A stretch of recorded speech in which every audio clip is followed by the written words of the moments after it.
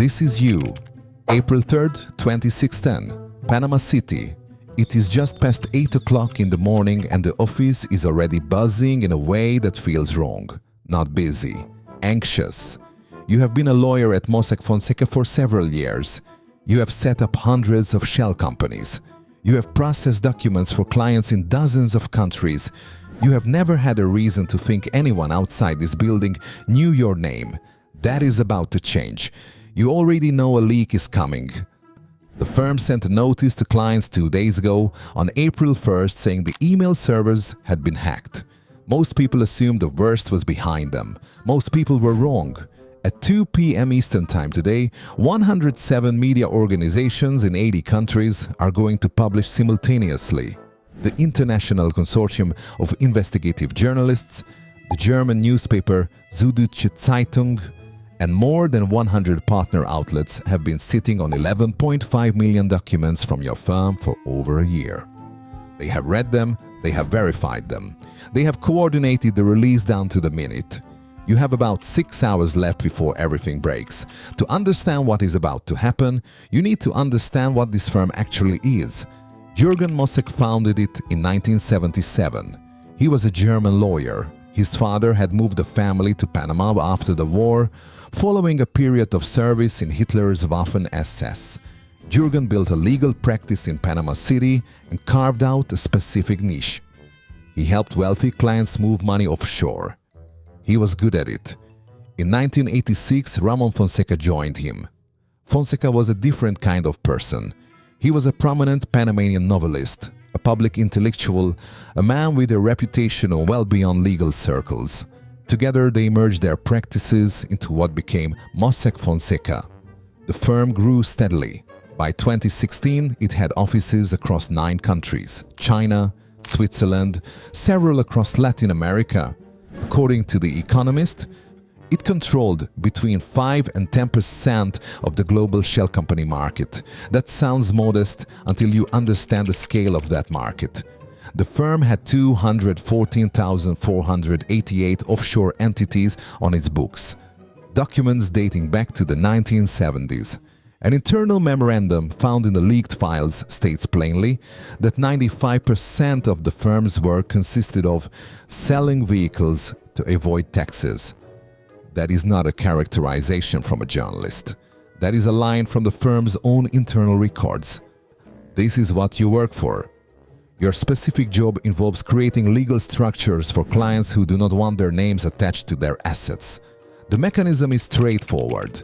A client, usually referred to you by an intermediary bank or law firm, wants to own property, hold investments, or move money without that ownership being publicly traceable. You create a company for them. It is registered in a secrecy jurisdiction: the British Virgin Islands, Panama, Hong Kong, Liechtenstein. That the company exists legally, it has a registered address. It files the minimum required paperwork, but the name on the public documents is not the client's name. Instead, the firm supplies what are called nominee directors. These are individuals, sometimes real people on the firm's payroll, sometimes shell entities themselves, whose names appear on public filings as the official directors of the company. The real owner, referred to in the industry as the beneficial owner, and appears nowhere on any public record. The company is a wall between the asset and the person who controls it. This is the product. Invisibility. The firm's official position on what clients do with these structures is simple. It is not your business. Due diligence on the client's underlying finances is the intermediary's responsibility. The bank or law firm that referred the client is supposed to verify who the client is and where the money comes from. Mossack Fonseca creates the legal vehicle. What the client loads into it is not your problem. That is the position. In practice, the firm has been routinely ignoring its own Know Your Customer obligations for years. You know this because when the data breach was confirmed on March 9th, employees across the firm were suddenly scrambling to figure out who their own clients actually were. Proper identification records had not been kept. The firm was frantically trying to identify the beneficial owners of its own companies before the journalists could publish their names first. March 9, 2016. That is the day everything internally shifts. Someone had been copying files from the firm's servers. Not a small sampling, everything. Emails, contracts, banking statements, passport copies, client records stretching back decades. 2.6 terabytes of data, 11.5 million documents. The firm discovers the breach. The scale of it is hard to process at first. This is not a targeted theft of one client's records. This is the entirety of the firm's operational history, sitting in someone else's hands. The day after the breach is confirmed, the firm's lawyer files a request with Panama's Attorney General. The request asks for a criminal investigation and demands the urgent interrogation of journalists from France, Denmark, Australia, the United States, and Germany, who are currently in Panama filming documentaries. The request states that the journalists must not be allowed to leave Panama or their Hilton hotel until they reveal how they obtained documents from Mossack Fonseca. The Attorney General's office declines. By early March, calls from ICIJ journalists are already pouring into the firm and to intermediaries around the world. A Swiss wealth advisor named Nicole Didi is among the first to contact the firm directly. She has been approached by a reporter from the French newspaper Le Monde. Her email to Mossack Fonseca includes large sections of yellow highlighted text. This French journalist wants to publish an article in the newspaper Le Monde, which is not acceptable for me, she writes. 3 exclamation marks. The firm's client service coordinator, Gorhit Cherud, tries to manage her. He later emails, "I will go ahead and talk to our PR department to see how we can help you prepare in case the journalists contact you again." That is the level of crisis management happening inside this building in the weeks before April 3rd. Now it's the morning of April 3rd. The clock is moving. You know from the internal notices that publication is imminent. What you do not yet know is the full scope of what the journalists have found. You are about to find out with everyone else. At 2 p.m. Eastern Time, the stories go live, all at once. More than 100 outlets in 80 countries releasing simultaneously. It has never been done at this scale before. The coordination alone took over a year. Within minutes, #Panama Papers is the #1 topic on Twitter worldwide. The firm's internal crisis email address, crisiscommittee@mosfon.com, begins filling up faster than anyone can respond. Charles Houghton is the managing director of a Jersey subsidiary of the Bank of Singapore, a wealth management firm that helps high-net-worth clients protect their assets. His email arrives quickly. It reads, "Urgent. What document/BO info was taken from files and when?" He is asking specifically about beneficial ownership records. He wants to know if his clients' real names are in the leak. A French investment advisor sends a different kind of message. "It's gobsmacking, and I demand you delete my name from all your files." A Luxembourg-based offshore company administrator writes about one of her clients, "We need to change the address mentioned in our system.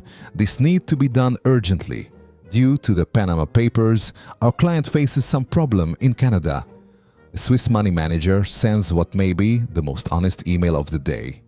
"By a lot of messages, you, Mossack, I are trying to convince my clients that you are taking control of this unbelievable situation." Then he adds a final line. "This email will probably be intercepted like 11,600,000 other documents. I don't care." Jürgen Mossack speaks to Bloomberg. He says, "The cat's out of the bag, so now we have to deal with the aftermath." He says the leak was not an inside job. The firm had been hacked by servers based abroad. He files a complaint with the Panamanian Attorney General's office. By the end of the day, the documents have implicated 12 current or former world leaders, 128 other public officials and politicians, hundreds of celebrities and business figures from more than 200 countries. Among the names connected to offshore entities in the files are associates of Vladimir Putin, the Prime Minister of Iceland, the President of Ukraine, and the Prime Minister of Pakistan.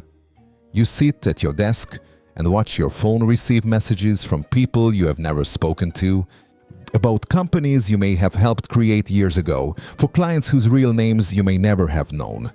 April 4th arrives and the word is already moving faster than the firm can respond. Thousands of protesters gather outside Iceland's parliament building in Reykjavik.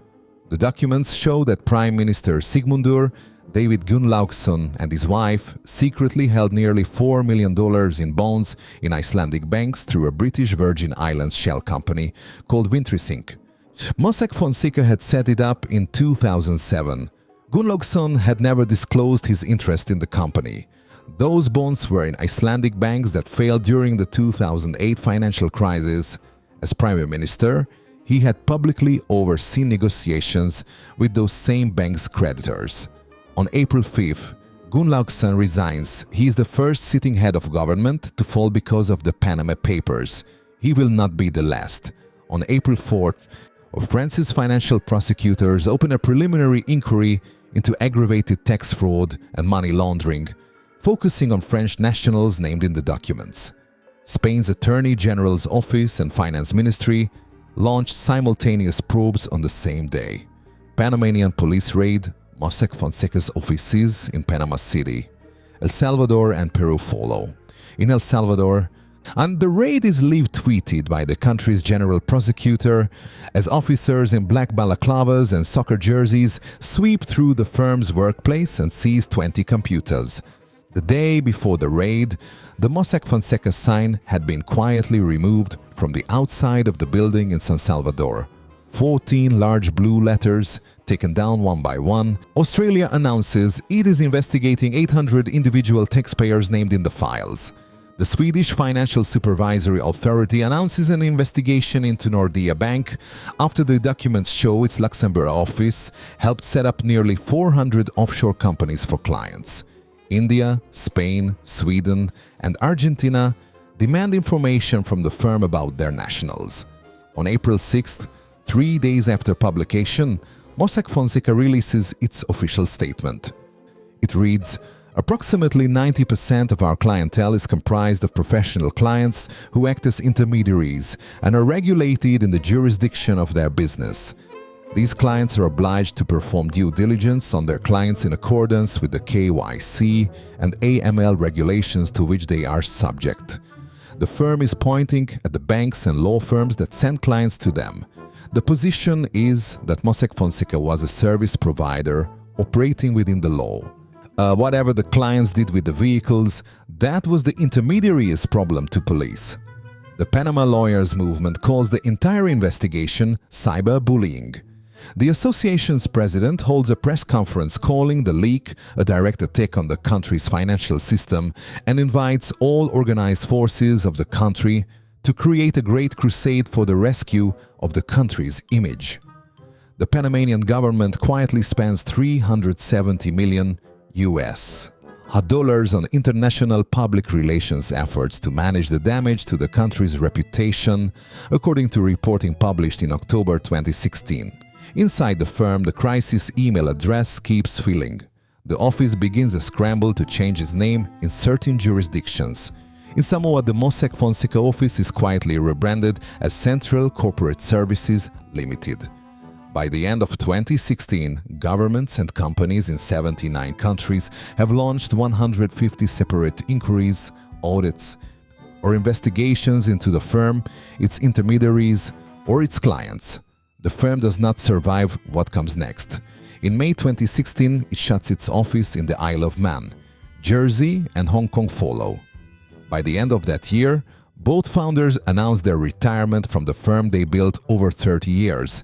A skeletal operation stays open to fulfill existing obligations, but, as an email to clients puts it, will eventually wither away.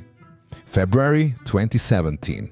Panama's Attorney General, Kenya Porcel, announces that Mossack Fonseca companies had been used to make and receive bribes across Latin America in connection with Brazil's Lava Jato corruption scandal, a sprawling investigation into how billions of dollars in bribes flowed through Petrobras, Brazil's state oil company.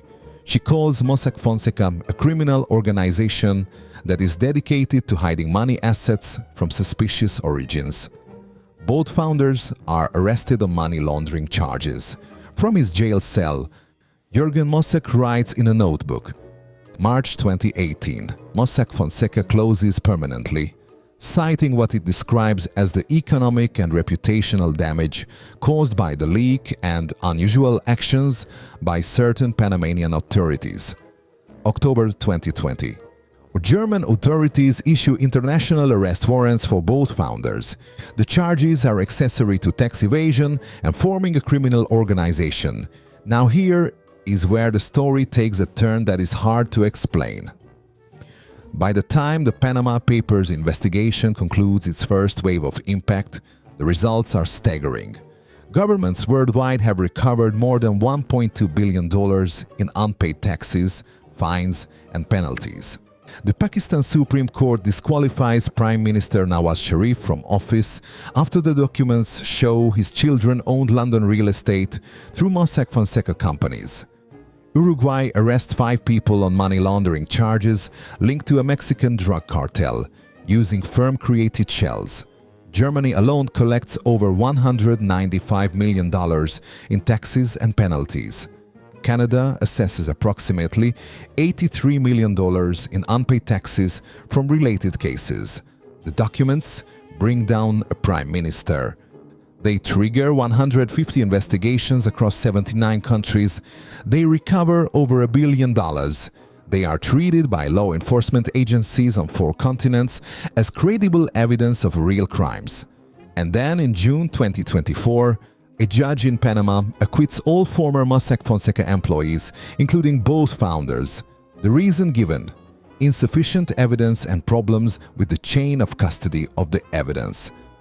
The same 11.5 million documents that triggered the resignation of Iceland's prime minister, the arrest of both founders, and the recovery of over $1 billion in taxes across 79 countries were ruled insufficient to convict the people who created them in the country where the firm was based. Ramon Fonseca had died before the verdict was delivered. Jürgen Mossack was present in the courtroom when the acquittal was announced. You think back to that morning of April 3rd, to the phones ringing, to the crisis committee inbox filling faster than anyone could read it, to a Swiss money manager writing that he no longer cared if his email was intercepted because it was already over. In the years that followed, the leak triggered more than 4,700 published news stories. It changed laws in New Zealand. It brought prison time for a US taxpayer named Harald Joachim von der Goltz, who pleaded guilty to fraud and money laundering conspiracy in 2019. It fueled the Dodd-Frank era's renewed focus on beneficial ownership transparency. And the 2 men who built the firm that made all of it possible walked out of a Panamanian courtroom free. The documents were real enough to recover $1.2 billion across 79 countries. They were not real enough, legally speaking, to convict the people who created the system in the first place. If you want to understand how offshore finance actually works, the Panama Papers is not just a story about hidden money, it is a story about where the law applies and where it stops. And in this case, the answer depends entirely on which country you are standing in when someone asks. If this case made you think differently about how the financial system is structured, share it with someone who still thinks offshore accounts are only for criminals in movies. And if you want the next story, the one where a compliance officer at one of the world's largest banks discovers a $1.2 billion money laundering operation and spends years trying to convince his own employer to do something about it, subscribe. That one is coming next.